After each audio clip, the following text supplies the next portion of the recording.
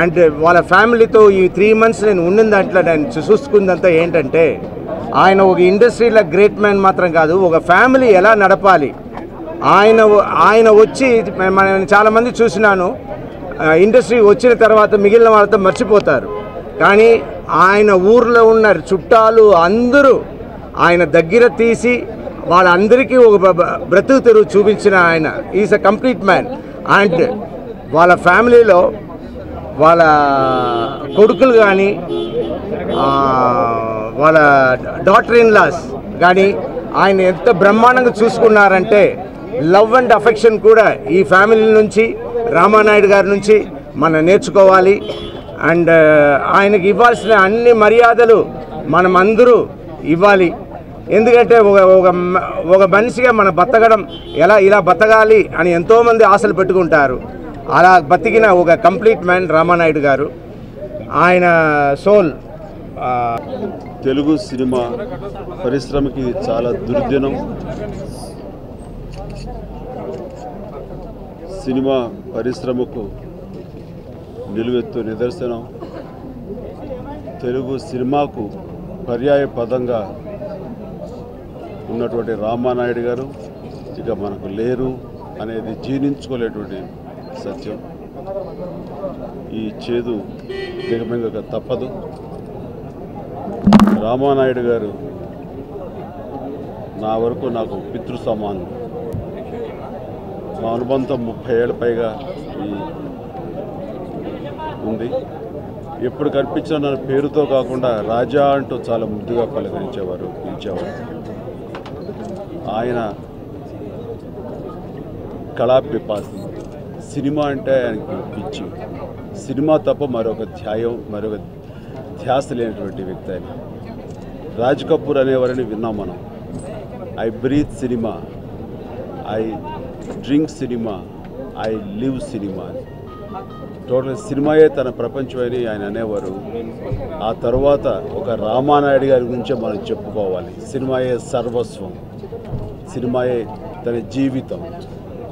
చాలాసార్లు సురేష్ గారు అంటుండేవారు నాతో రామన్ తండ్రి గారి గురించి, మీరే చెప్పండి ఇంకా సినిమాలు తీయటం మానేయమని.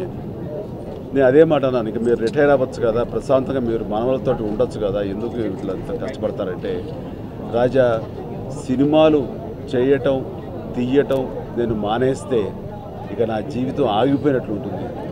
ఆఖరి శ్వాస వరకు కూడా నేను సినిమాలు చేస్తూనే ఉండాలి, తీస్తూనే ఉండాలి నా అంటూ ఆయన సినిమా మీద తనకున్న మక్కువని ప్రేమని ఆ రకంగా చెప్పుకున్నారు. చివరి వరకు కూడాను సినిమాయే సర్వస్వం, సినిమాయే తను అన్నట్లుగా ఆయన సినిమాలు తీస్తూ వచ్చారు. అది ఒక తెలుగు సినిమాలోనే కాదు, యావత్ భారతదేశంలోని అన్ని భాషల్లోనూ ఆయన సినిమాలు తీయటం అనేది రేర్ ఫీట్. ఇది ప్రపంచంలో ఎవ్వరికీ సాధ్యం కానిటువంటిది. అది ఒక రామానాయుడు గారికే సాధ్యమైంది.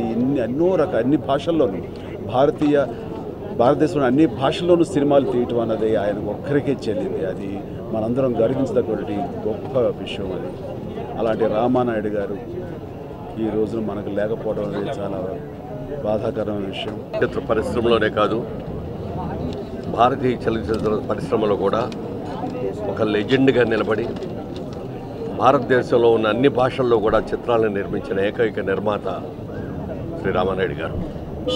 దాదాపుగా 135 చిత్రాలని నిర్మించి ఇంతవరకు ఎవరో చేయని ఆ సాహసాన్ని చేసి గిన్నీస్ బుక్ ఆఫ్ వరల్డ్ రికార్డ్స్లో కూడా స్థానాన్ని ఏర్పరచుకున్న రామానాయుడు గారు వాళ్ళ లేరు అనే మాటని నమ్మలేని స్థితిలో ఉన్నాం. కొద్ది రోజులుగా ఆయనకు ఆరోగ్యం బాగోలేదు, ఏ రోజో ఒక రోజున ఇలాంటి వార్త వినాల్సి వస్తుందని కొంతవరకు మెంటల్గా ప్రిపేర్ అయ్యి ఉన్నా కూడా ఇవాళ మధ్యాహ్నం ఈ వార్త తెలియగానే ప్రతి ఒక్కళ్ళం కూడా షాక్ ఫీల్ అయ్యాం. పరిశ్రమలో ఉన్న ప్రతి వ్యక్తి కూడా తమ కుటుంబంలో ఉన్న వ్యక్తి పోయారు, మా పరిశ్రమలో ఒక పెద్ద ఆయన చనిపోయారు అని చెప్పి ప్రతి ఒక్కరు కూడా ఇవాళ బాధపడుతున్నారు. సినిమాని ఆయన ఎంత ప్రేమిస్తారో చెప్పడానికి వెళ్ళేది. ఒక సినిమాకి సబ్జెక్టు సెలెక్ట్ అయిన కాడించి దానికి మాటలు రాయించుకోవడం కానీ, సంగీతం చేయించడం కానీ, తర్వాత సీన్లు నడిపించడం కానీ, ఆ షూటింగ్ జరిగేటప్పుడు కూడా ఆయన కూడా ఒక సినిమా కార్మికుడిలాగా మరి ఆ లైట్లు నడపడం కానీ, ట్రాలీలు తోయటం కానీ, ప్రతిదీ కూడా దగ్గరుండి తన సినిమా తను ఏమనుకున్నాడో అది దగ్గరుండి తీయించుకునేటప్పుడు గొప్ప వ్యక్తి.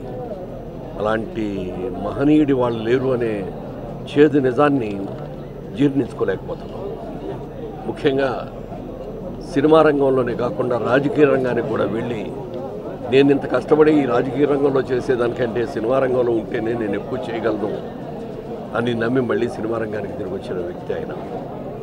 రాజకీయ రంగంలో కూడా ఒక ఎంపీగా ఉండి ఎన్ని సేవలు చేయాలో ఒక ఎంపీ అనే వ్యక్తి సొంత డబ్బులు కూడా ఖర్చు పెట్టుకొని ఎంత సేవలు చేయాలో కూడా చేసినటువంటి వ్యక్తి రామారెడ్డి గారు.